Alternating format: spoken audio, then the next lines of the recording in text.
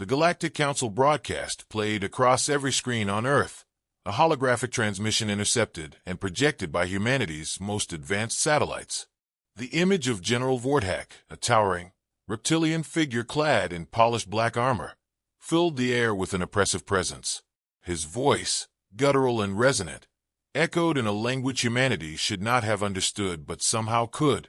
"Humans," he snarled, "you are cowards. A weak, fragile species undeserving of your place among the stars. Your time is over. Prove your worth, or be annihilated." The ultimatum was clear. Earth's leaders convened in an emergency session, but even in the war rooms buried beneath Washington, D.C., the atmosphere was heavy with defeat. The Zarnith Empire, a galactic power known for its ruthlessness, had turned its gaze toward Earth. Their fleets were massive, their soldiers bred for war. Resistance seemed futile. Still, humanity had always been at its best when pressed against impossible odds. In a dimly lit briefing room, deep within a classified U.S. military facility, Captain Ethan Cole sat alone, watching Vortak's speech replay on a loop. Ethan's chiseled jaw tightened as he leaned forward, elbows on the table, his piercing blue eyes scanning every detail of the alien general's face. A former Navy SEAL and the most decorated sniper in modern military history, Ethan had faced death more times than he cared to remember. But this was different. This was survival, not just for himself, but for the entire planet. The door behind him hissed open. Two men entered, their footsteps sharp against the metal floor. General Marcus Hayes, a grizzled veteran with salt and pepper hair, led the way. Beside him, Dr. Samuel Klein, the head of an experimental weapons division, adjusted his glasses nervously.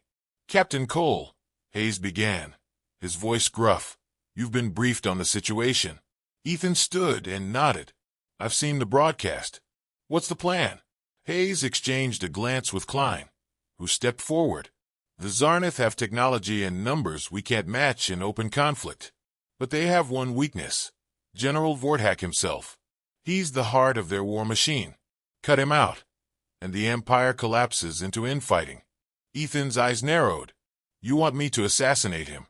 "Not want," Hayes corrected. "Need. You're the best shot we've got.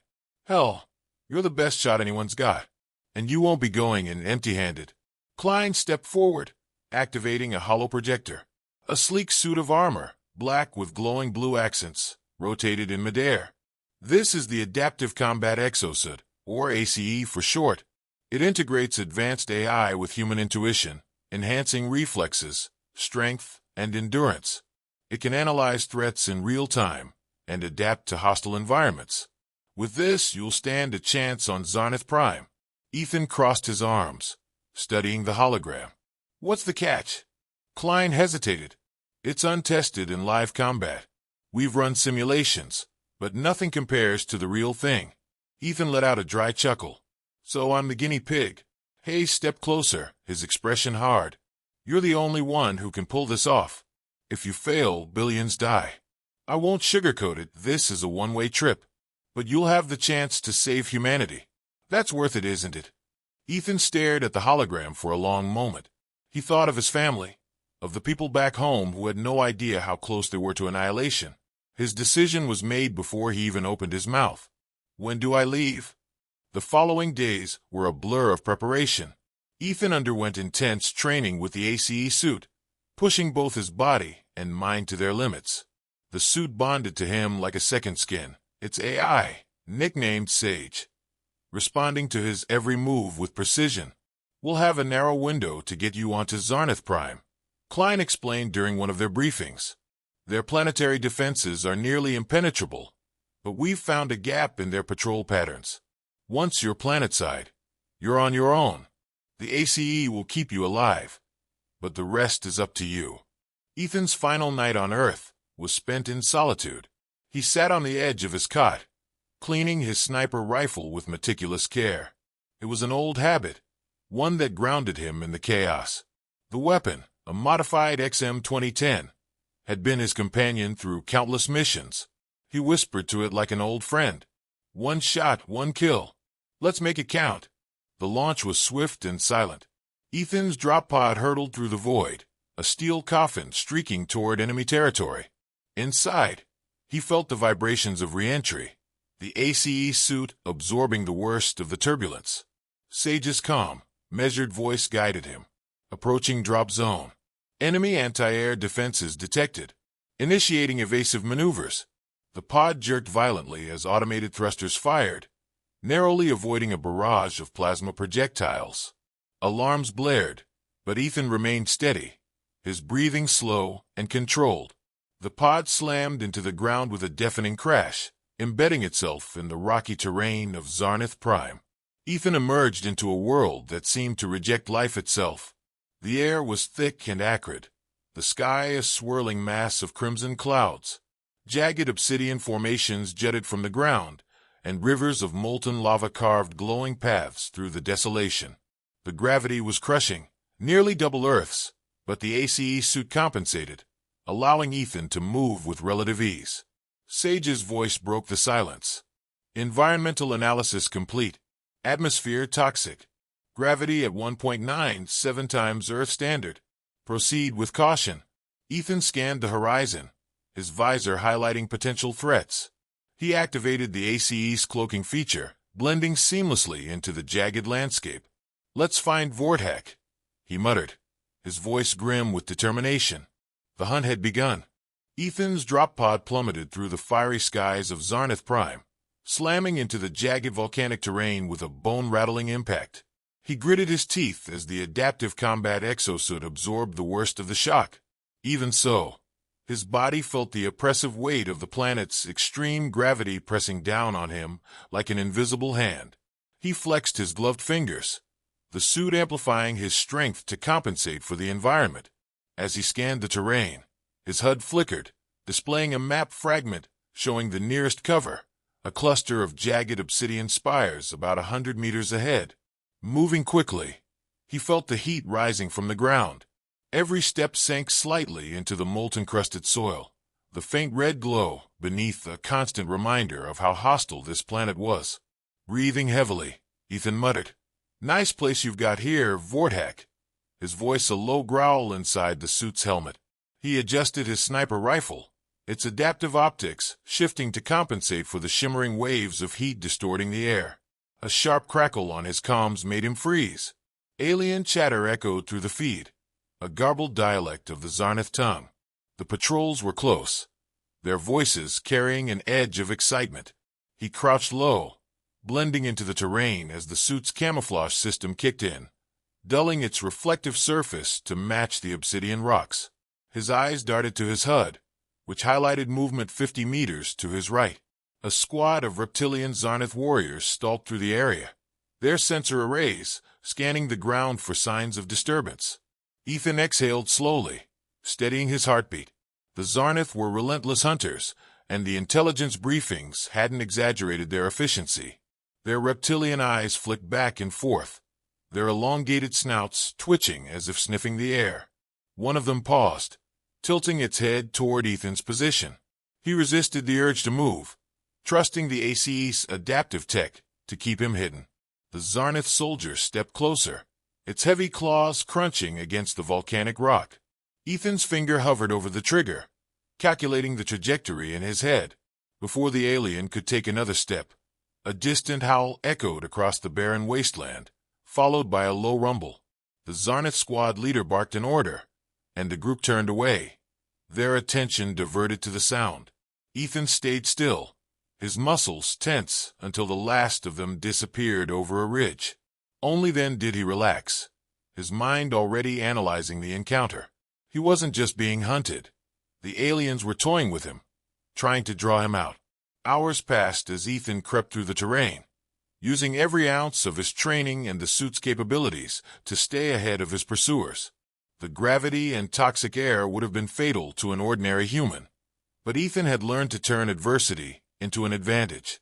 When he stumbled upon an abandoned Zarnith outpost, its walls scorched and crumbling, he seized the opportunity. Scavenging the remnants, he found a damaged heat-seeking drone and a few intact energy cells. With quick, practiced hands, he repurposed the parts, creating a makeshift decoy to mislead his trackers. As night fell, The planet's twin moons cast an eerie glow over the landscape. Ethan took shelter in a narrow crevice, his body aching from the unrelenting gravity. His mind, however, remained sharp, replaying the mission objectives. General Vortak's citadel was still miles away, a fortress guarded by legions of Zarnath soldiers and advanced defenses. Yet Ethan didn't doubt his purpose.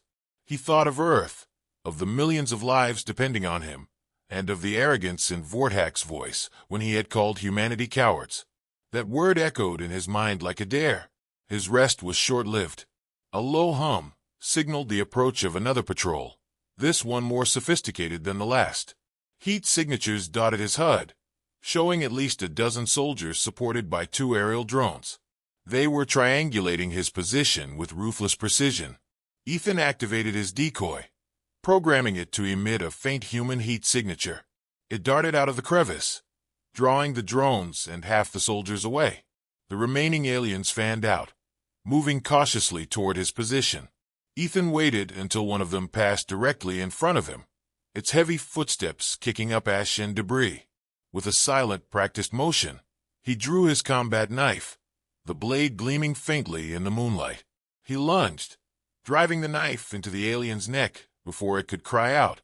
As the body slumped, Ethan snatched the alien's weapon, a plasma rifle, and fired a burst at the remaining soldiers. The plasma bolt seared through the night, and the aliens roared in alarm, returning fire.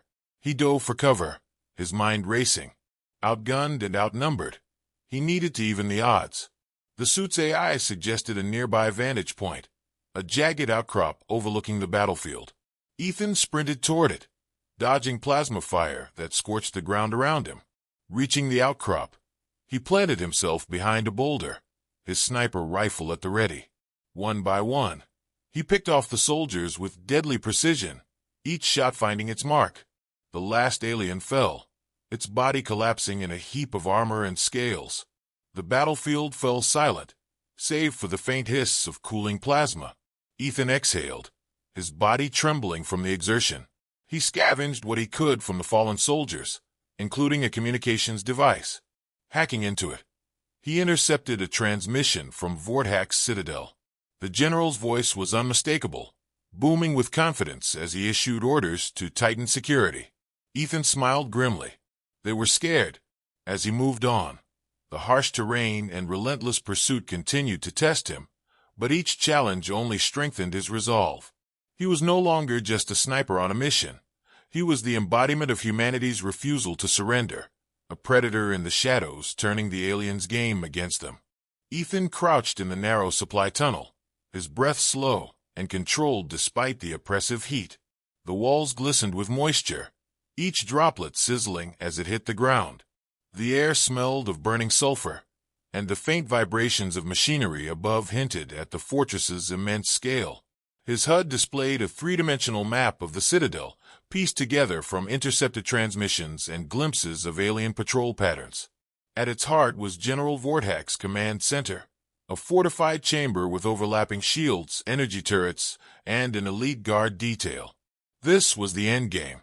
Ethan advanced, his steps silent as the suit muffled his movements.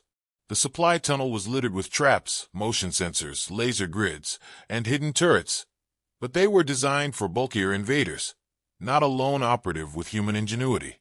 He studied each obstacle, dismantling or bypassing them with precision. The suit's AI highlighted faint energy signatures ahead, and Ethan quickly identified a dormant maintenance hatch that led into the lower levels of the citadel.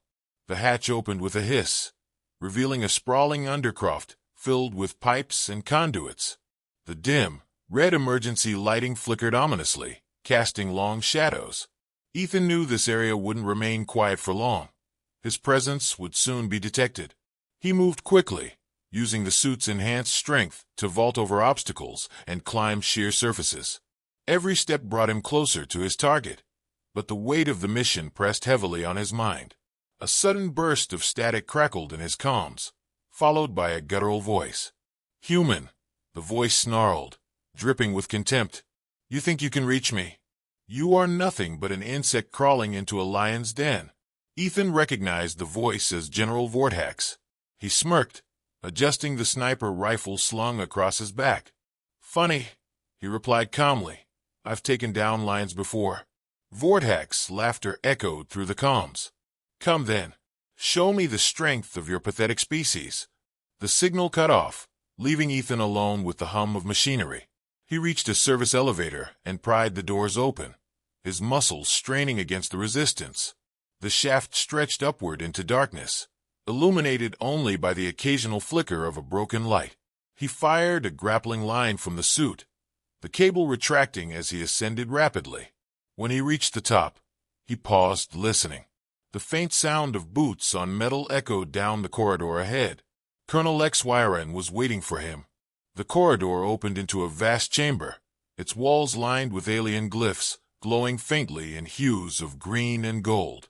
HFY stood in the center, his towering form encased in ornate battle armor. His crimson eyes locked onto Ethan, and his reptilian lips curled into a sneer. "You've made it farther than I expected," HFY growled, raising a massive plasma blade. "But this is where your journey ends." Ethan didn't reply. He dropped into a crouch, his rifle already aimed. HFY lunged forward with startling speed, the blade carving through the air where Ethan had been moments before.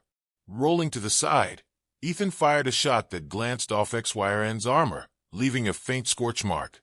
The alien laughed, the sound reverberating through the chamber. "You can't kill me with that toy," HFY taunted, swinging his blade again. Ethan ducked under the strike, the heat from the plasma weapon singing the air around him. He needed a new approach. HFY's armor was too thick for conventional rounds. Spotting a power conduit running along the wall, Ethan fired a shot into it, sending a shower of sparks raining down. HFY snarled, momentarily disoriented, and Ethan used the distraction to reposition. The duel continued, a deadly dance of speed and precision. Ethan's every move was calculated, each shot designed to exploit a weakness. The suit's AI chimed in his ear, analyzing HFY's attack patterns and suggesting countermeasures. Ethan waited for the perfect moment, when HFY overextended with a heavy swing. Pivoting on his heel, Ethan fired a modified plasma charge he had scavenged earlier, striking HFY's exposed neck. The alien roared, clutching at the wound as he stumbled back. "I guess you're not as invincible as you thought," Ethan muttered, his voice cold. HFY collapsed, his body hitting the floor with a dull thud. Ethan didn't linger. He moved swiftly toward the chamber's exit, knowing that Vorthack would now be fully alerted to his presence. The final door loomed ahead, massive and imposing, etched with intricate alien designs. Ethan placed a small explosive charge against the locking mechanism and stepped back as it detonated, the blast echoing through the fortress. The door groaned as it slid open, revealing General Vorthack, seated on an elevated throne. The Zarnath warlord was massive, even by his species standards, his emerald scales glinting under the light of the energy shield surrounding him. "So, the human has arrived," Vorthack said, his deep voice resonating through the chamber. He rose to his full height, towering over Ethan. "You've come all this way just to die."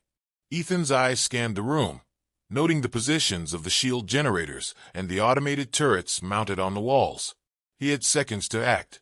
As Vorthack stepped forward, the warlord activated his personal energy shield, a shimmering barrier that deflected even the most advanced weaponry. Ethan's first shot confirmed as much. The round ricocheted harmlessly off the shield, sparking against the wall. "You see, you are powerless," Vorthack declared, his voice thick with disdain. Ethan ignored the taunt, his mind racing. He drew a plasma charge from his belt, hurling it toward the generator closest to Vorthack's throne. The explosion sent a shockwave through the room, destabilizing one segment of the shield. Vorthack snarled, momentarily vulnerable. Ethan didn't hesitate. He aimed for the warlord's exposed chest, firing a tungsten round with surgical precision. The shot tore through Vorthack's armor, embedding itself deep in his chest. The alien staggered, clutching at the wound as dark ichor spilled onto the floor. His expression twisted into one of shock and rage. "Impossible," he rasped, collapsing to his knees. Ethan approached, his rifle still trained on the alien. "That's humanity for you," he said quietly. "We do the impossible." With a final squeeze of the trigger, he ended Vortak's reign. The Citadel's alarms blared as the structure began to collapse. Ethan sprinted toward an emergency exit, the ground shaking beneath him. Reaching the surface, he activated his comms and transmitted a single message to Earth. Mission accomplished. Humanity stands. As the Citadel exploded in a fiery plume behind him, Ethan gazed up at the alien sky, his body battered but unbroken. Humanity had sent one man, and one man had been enough.